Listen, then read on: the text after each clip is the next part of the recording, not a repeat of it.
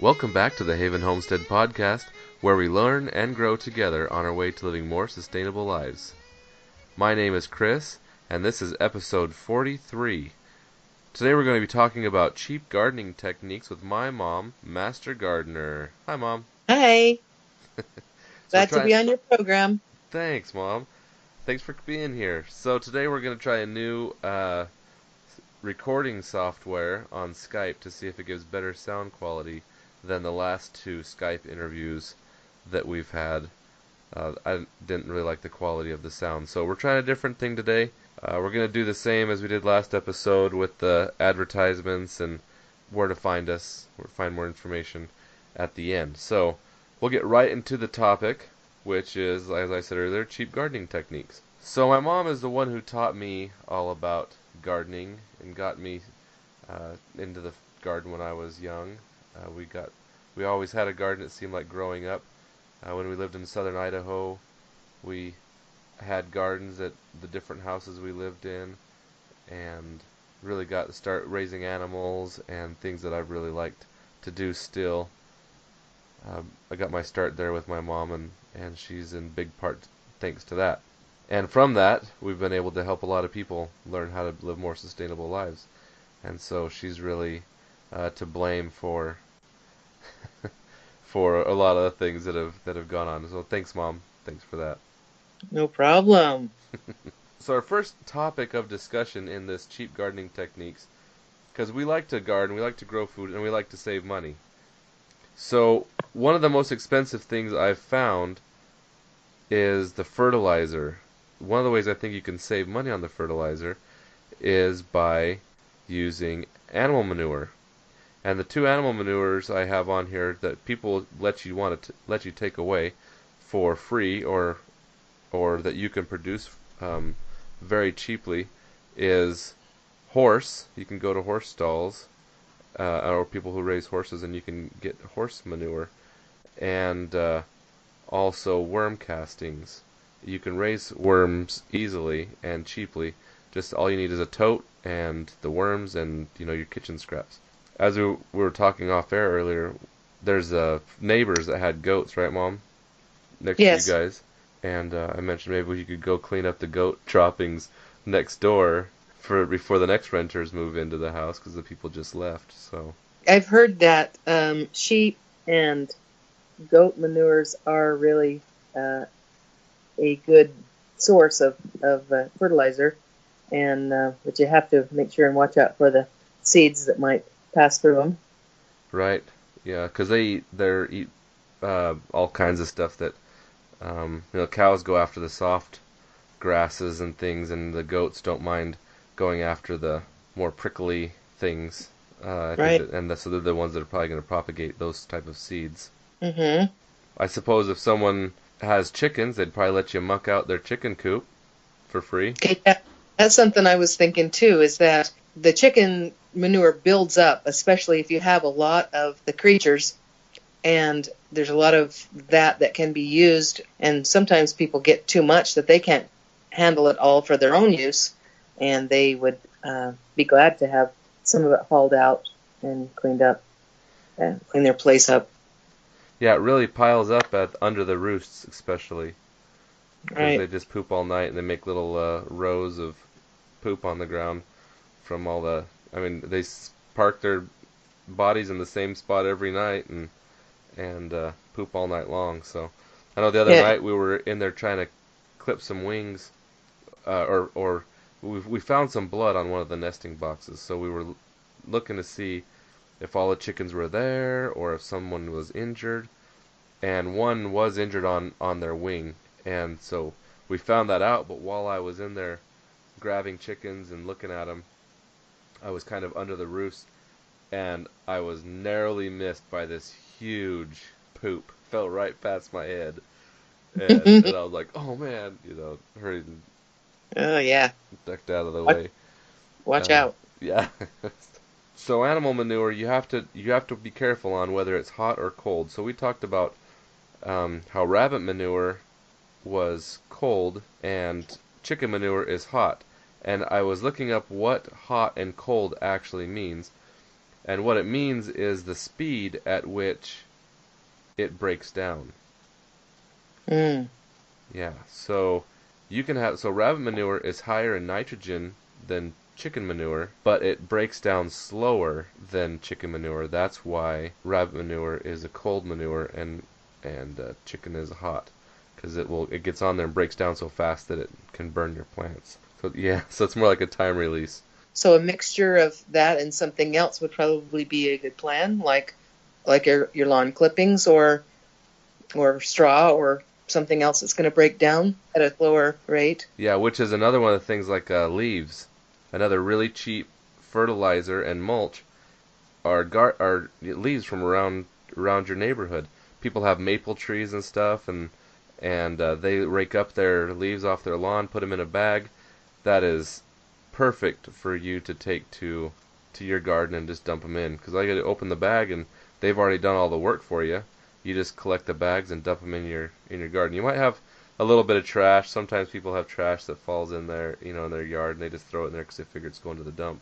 We used to have a free program on our radio, and there was always a man who would call and ask for all the leaves, for people's leaves, bagged leaves. Oh yeah. And I'm sure he got a lot of composting materials out of that because everybody wants to get rid of them.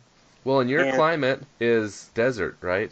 Very sandy. yes, So you need organic matter in a bad way in your climate. it is something that is very necessary for building up your gardening spot. And we have not many worms in our gardens. In fact, when I started doing the lasagna garden, which we'll probably talk about in a few minutes, was the first time since I've lived here for 18 years that I ever saw worms in my garden. Oh my goodness. Yeah. Oh, that's awesome. That's awesome. So, if you can get so you can get this, say chicken manure, you muck out someone's chicken pen, you throw the leaves on there, you mix it all together or sprinkle it together in the fall. By springtime, you should probably be in pretty good shape, I would imagine, to, with that stuff have broken down all winter long. I guess it really depends on how strong your nitrogen is, but so that you get the good breakdown. But before you put down the leaves and the chicken manure or the animal manure, worm castings are supposedly pretty hot too. Is you need to put some sort of weed barrier, and I've used cardboard. But in my climate, cardboard will break down in a matter of months. A few months, and the cardboard's almost totally non-existent. But in your climate, where if there's any cardboard sticking up, it dries and stays there. Have you have you put cardboard in your garden, didn't you? I did. And then put the straw over it, and that seems to hold the moisture down into the cardboard better. And so it was broken down pretty good by planting time. Oh, good. Because of the snow, what little bit of snow we had, and then the rain in the winter. Even though we don't have a lot of rain during the summertime, it was broke down quite well. I also put some newspaper out there and some shredded paper out of the shredder, the paper shredder, and sprinkled that on there too, and that seemed to help a lot with keeping the moisture in it. Yeah, I think the higher surface area on shredded paper. Yeah. Yeah, because there's a lot of surface area that it really breaks down quickly.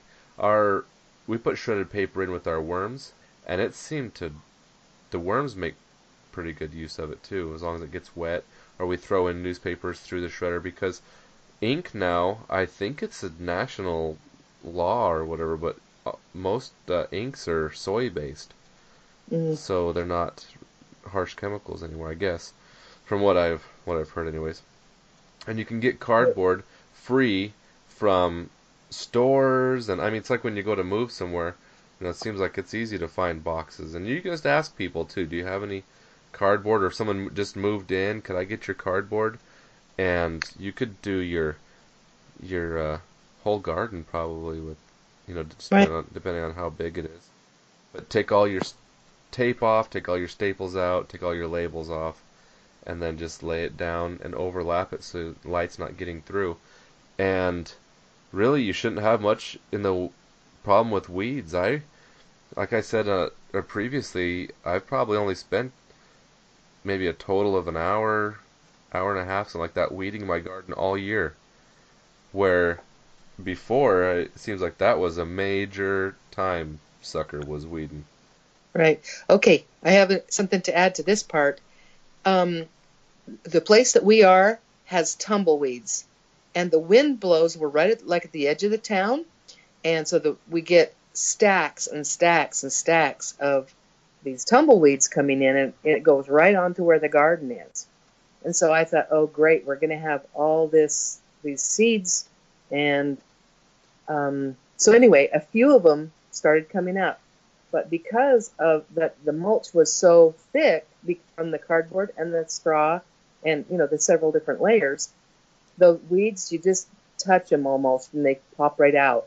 It's not like you have to get your gloves on and your shovel and your hoe and whatever and get them out.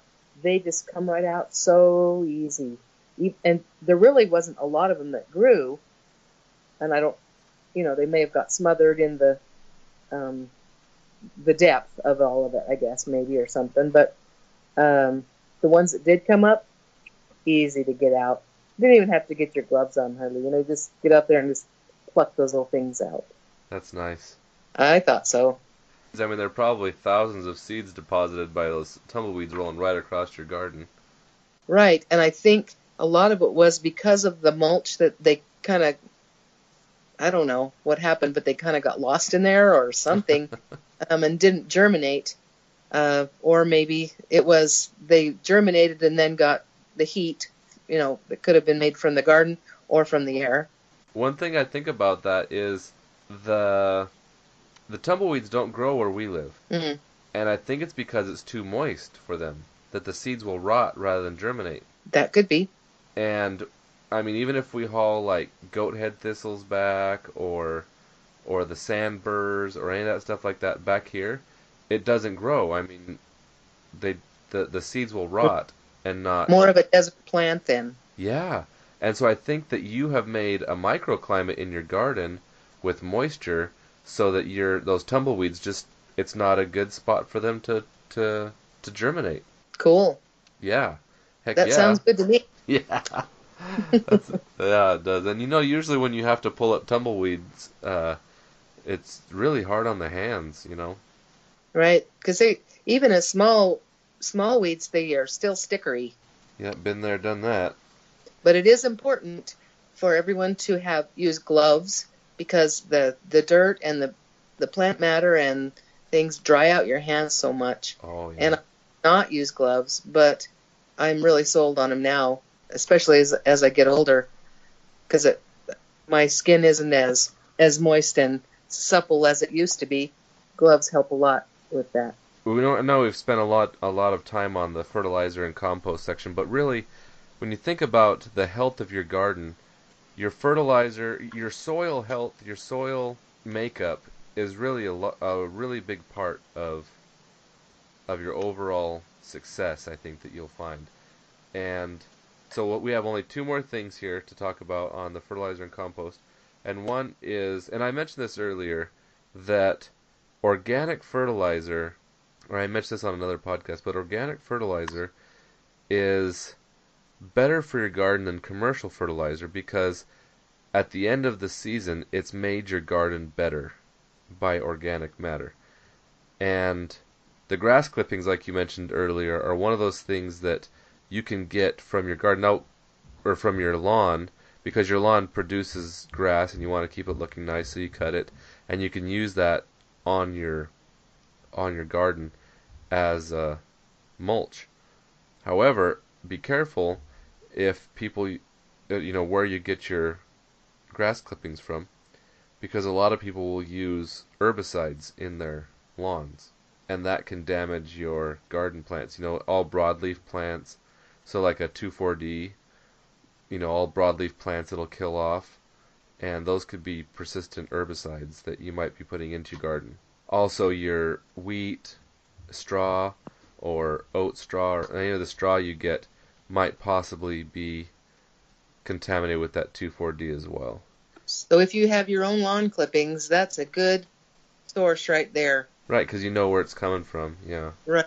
And it's renewable. Yep. Or you could just tear out your garden and or tear out your lawn and grow a garden there. You know what that sound means? A message from our sponsors. Happy Leaf LED's Anywhere Anytime Garden in a Box makes a great gift for the garden lover in your life. For just $65, you get one 4-inch LED grow light and USB power supply, the LED light suspension tools, a light timer, 4 black plastic net pots, the hydroponic clay pellet growing medium, hydroponic nutrients, and seeds. All you have to do is add mason jars and water. With their advanced LED grow light and easy passive hydroponic starter kit, anyone can master indoor gardening anywhere, anytime. Visit www.happyleafled.com today to get your kit. Don't forget to use the coupon code FRIEND in all caps for a 10% discount. One more thing, when you see the little "Where did you hear about us?" survey, let them know you heard about them on the Haven Homestead podcast. You'll be happy you did. Then the last one is that I have down here is your garden leftovers, your garden excess or waste, the pumpkin leaves and vines, your potato leaves and vines, all the different stuff that you get at the end of the season, to chop and drop that on your garden or to put that in your compost pile to break down, I think is one of the other things that you can do cheap. This whole episode's about doing things on the cheap. So you're not going to be hearing anything about high dollar organic fertilizers. These are all things that you can find free or very low cost. The garden trash is your treasure. Yeah. And also then again, you know what's been put on your garden. You know what chemical or non-chemical or whatever has been put on your own garden. Those things from your garden are probably the most safe for you, for your area. Yeah, that's true. You know what goes into it. The next section I want to talk about is tools, your garden tools. So how can you get, because that's another big expense that a lot of people spend a lot of money on, are tools for their garden. How many gimmicks have you seen with these dillies that on a handle and they have spikes and you run them over and it's supposed to loosen up the weeds, or even something like a hoe that have been used for a lot of years to keep the weeds out of a row.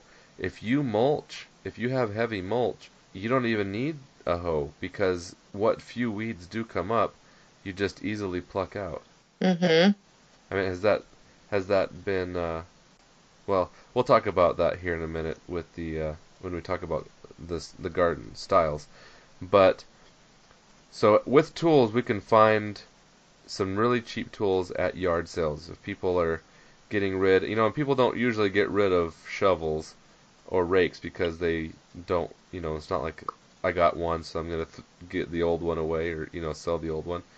They usually keep them. But there was an estate sale recently, and the people there, that's where I got some things. I got a rake and I got a pitchfork, one of those potato forks. Oh, yeah. The small, stout fork. I got a good tote and some sprinklers. So, because she was a gardener, but she'd passed away, so her kids were just selling her stuff. I also got some really good gardening books, like the Western Gardening Book, and anyway, some really good treasures, I think. But I feel like I've taught you well, my son, to look for estate sales and yard sales, because you never know what you're going to find. yeah, it's not bad to take a look, but sometimes you walk away with things you're thinking, why did I get this? And I've got things like garden carts, wagons, and wheelbarrows, those kind of things secondhand. And they're tough and strong and every bit as good as you're going to go waste your money at the store. Yep. So of the necessity garden tools that I put down here, I made a small list of things that really someone needs, I think, if they're gonna grow a garden, a serious garden. And the tools I put on here were shovel. So why I made a list, I guess I'll just tell you, dear listener, is that with these items I think you can do everything you need to do in a garden. And you don't need the expensive, dilly bobber that does this special thing and a very specialized tool. Uh, which you can save lots of money by just, I think, adhering to these, what 7 or 8 tools that I put down here, and that take care of most of your stuff. So I put shovel, a rake like a garden rake, a pitchfork, and that's for moving around your compost. Snips for pruning your tomatoes or pruning your lighter bushes. Shears for pruning some of the bigger stuff, because some of the things those little snips just will not do. A trowel, so a hand shovel, a hand rake or a cultivator, gloves, and then of course the wheelbarrow, wagon or cart, and then your watering paraphernalia with hoses and sprinklers. But really, all these things are much cheaper than the stuff you just walk down the garden section sometime at the store, and you'll see all the silly gimmicks of things, planters and things that are supposed to make it so much easier. But really, you only will use it a couple times, and it's going to cost to repay that cost is going to take a long time. Mom? Buckets are something else that you can get pretty cheap, and it really doesn't hurt to use a plastic bucket. A lot of people just want to only use, galvanized or metal. Just to move manure and stuff, plastic works just fine. Yeah, we use plastic, and like if you're needing to harvest something, or if you're needing to maybe you're trimming your tomatoes and you want to transport all the greens, you just have a bucket there. You throw the greens into the bucket and take them over and throw them in the compost. One thing about composting tomatoes is they're prone to disease, so be careful on what tomato greens you throw into your compost, because you might be just contaminating your compost pile. And that if there's any almost ripe fruit on there, you'll be planting volunteers. The last section I want to talk about is gardening techniques. So we talked you into, or got you the book on strawbale gardening when we tried it, and I want to know a little bit about what you found out, like cost, for instance. Did you find that it was cost effective for your strawbale gardening? Depending on what neighbors and friends you have that have those organic things, straw bales, we ended up just having to buy some from the local farm, ranch and home Supplies, store. right?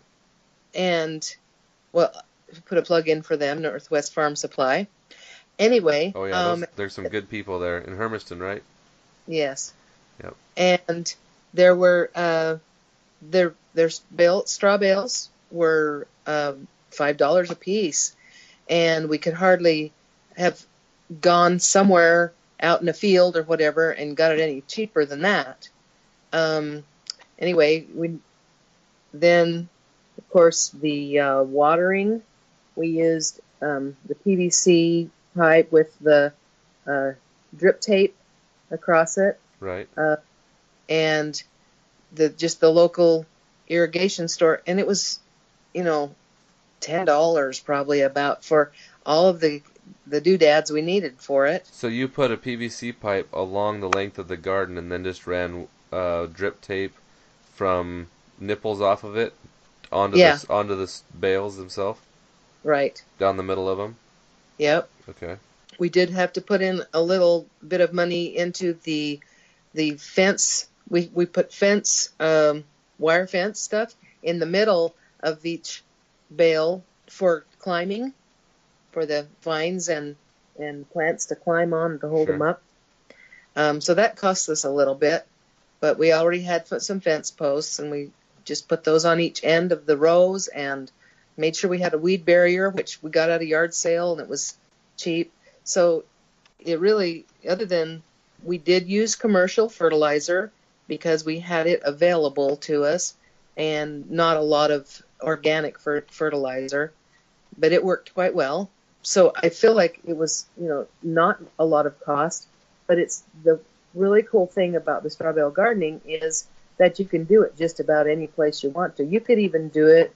You can even have a straw bale on your cement. Right, like And on still, on your driveway, concrete yeah, driveway or sidewalk or whatever. yeah, if you wanted to. I've seen uh, places that they've had it in their patio. I mean, not patio is not the word. Their deck, on their deck, and just had some kind of a water barrier of Oh, some kind so that they wouldn't rot the deck. like a Or tarp or plastic or yeah, something. or even in like a wagon, so it would be so you could pull it around. You know, have your straw bale the same, it's about the same size as your wagon, and pull it around. Um, so it'd be portable. Anyway, but I feel like it's a fairly inexpensive way, especially if you don't have a lot of land that you can turn into a garden. You Yeah. could put it on the rims of the borders or up on your um, side by your sidewalk or driveway. Our I feel like our bales rotted so quickly that they were falling over before the season was even over.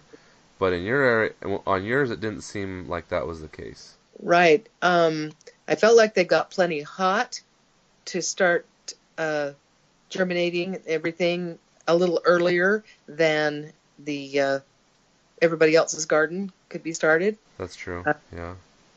but they did break down by the end of the season. But we had to shore up a few of them with some boards. But yeah, they didn't fall apart like yours did from the more moisture, and we just used our hose water rather Yeah. than the rain and so forth, Right. as you could probably use more of. So you were saying something about you have to get baby plants. Yeah, we didn't have really good experience with just putting seeds into the bales. Some beans and some of the larger seeds like the squash and watermelon seeds came up out of those. But mostly we put in pre-grown plants out of either ones that we had started or some from the store. But they thrived very well when they were put in. So you had to. So when you transplant, I mean, that's where you going. $3 a plant versus $3 for a package of 50 seeds. Right. So if you start them yourself in another place, you'll still be able to probably get really good results Right. and be less expensive, of course. So what are some of the things that you were able to grow on your strawbale garden that you haven't been able to grow elsewhere? Mm. I have never grown any watermelon before. I'm not really a fan of watermelon, but my family is, so I wanted to try that out. And I had my first watermelons. This area that we live in is kind of famous for Yes, watermelons, watermelon country. and I never had grown any before. Um, our zucchini and other squashes grew quite well. We started to get zucchini, and then the one day I went out and the squash bugs had pretty much devastated the whole thing. Huh. Uh, but that was really the only bug or pest at all that we saw out there was those squash bugs. There wasn't any other worms or destroyers of the plants that I ever saw. Maybe a couple of ants, a few Right. ants. So I think it does help keep down the pestilence. We're going to have to figure out what to do about those squash bugs, though. But they've been a bane to me all my gardening life here. So if you plant, I just was reading about companion planting. I did a couple of shows on companion planting, and if Hmm. you plant a couple radishes in amongst your zucchini. So say you put 3 zucchini seeds in the mound, or cucumber seeds in a mound, either one. Hmm. Uh, when these radishes come up, they're supposed to keep away your squash bugs and cucumber beetles.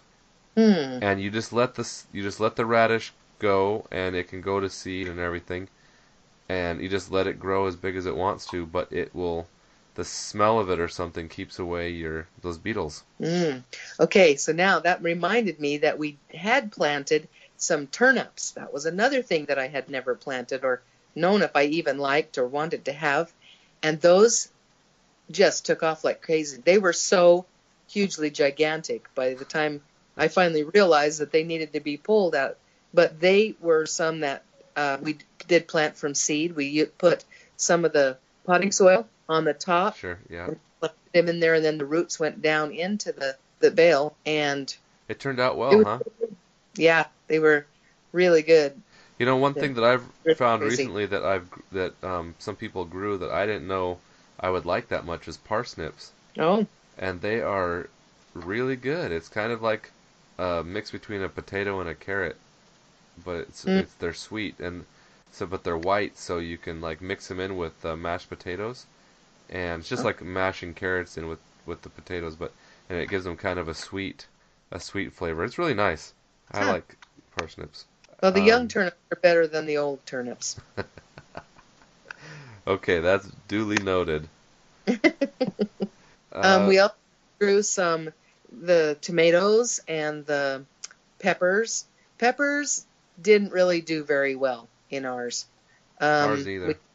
we had quite a few tomatoes, especially the cherry tomatoes. But you know that once you get those going, they're everywhere, and you have enough for your whole neighborhood. Yep. It's been a few years, so I'm trying to remember and picture what else I we grew out there. Some carrots. Yeah, it seemed like when we went out there and you were showing everybody, it didn't look too bad. It seemed like you did all right with it. It looked pretty, and we other than those bugs eating up the squash, it was quite satisfying to have that garden, a different kind of garden than we've had before. So now that we've kind of given everybody an idea on this, how the strawbale garden, so the success was, it was successful, and it really excels in places where people can't grow other kinds of gardens. I think those are the main takeaways in your strawbale garden. I mean, we had successes, but we also had some not as successful as I would have liked them to be points in ours. So now we've adopted the lasagna style garden, and you've also adopted that. And I would like we talked a little bit about the weeds, but what about some other things like cost? How has the cost been on your lasagna style garden? And I know the last year wasn't a very good garden year for you just because of other things that were going on. But how has that? How have you felt about your? And you'd also changed spots of your garden. Other than getting the watering system, I had to do a new watering system, which was just like the other one, but just had to get new stuff. It was really inexpensive because we used some of the straw from the strawberry garden from the previous year. And first we put down the cardboard and let that get soft and put the straw on top of it. And then we did bring in the compost that we've been working on during the winter Right. and put that on top of it. So it was all, From do you have a tumbler? Is that what you get the compost from? yes, I do. I have a double tumbler. It was fabulous and not a lot of cost at all. See, that's why So, I feel like the $5 that you spend on, $5 a bale, mhm, the lasagna style. I mean, you don't even have that. right. Well, in your lasagna style, you put straw in it though, didn't you? No, not recently. I did wood chips, and I got the wood chips for free from the county. Mm, That's my layer is wood chip. yeah, that would be another place for your leaves and your um, grasses Oh too. yeah, absolutely. So, have you had anything that just went bonkers out in there in your lasagna style that you really was impressed with, or how are the bug problems? Comparing apples to apples with the same problems or successes. I still have the squash bug problem. I didn't plant as many squash in the lasagna garden.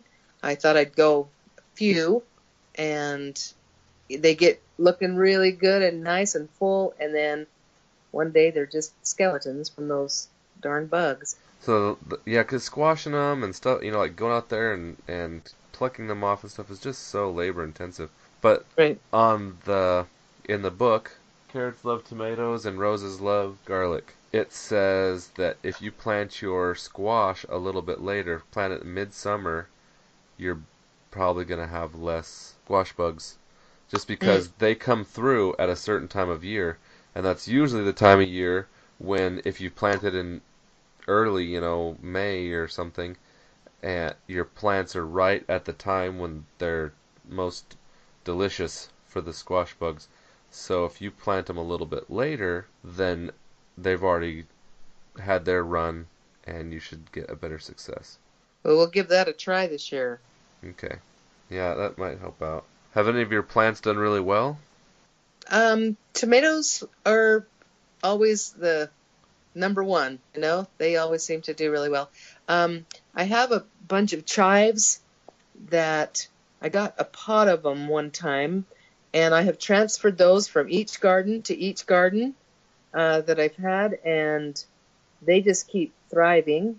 They just must be really easy to grow, and the garlics look really good too. This year, that was about all the gardening that I did. I didn't do tons. Right. Well, the nice thing about chives, they're that perennial, so they'll come back year after Right. year, and you just kind of separate them out, and you can make Right. them in a nice little row or whatever, but they're nice to have for spices, and you can even pull up and use the bulbs, I think.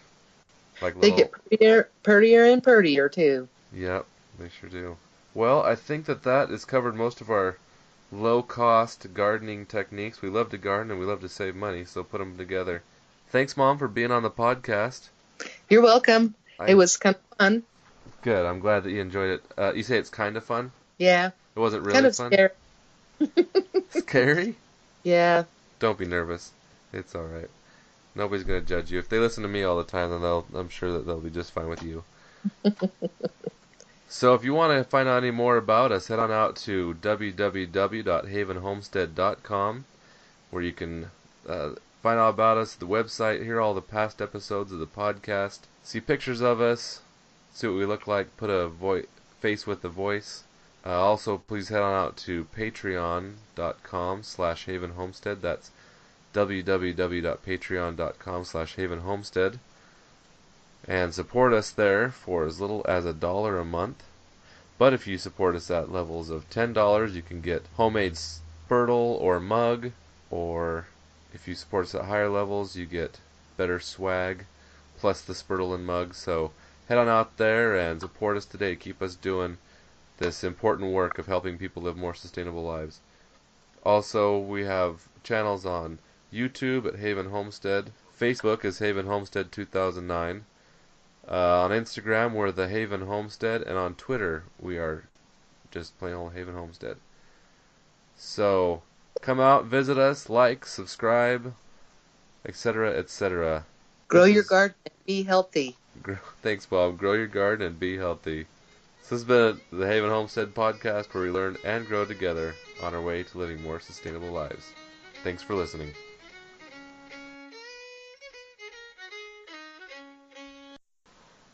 Sorry, I had to throw that in there.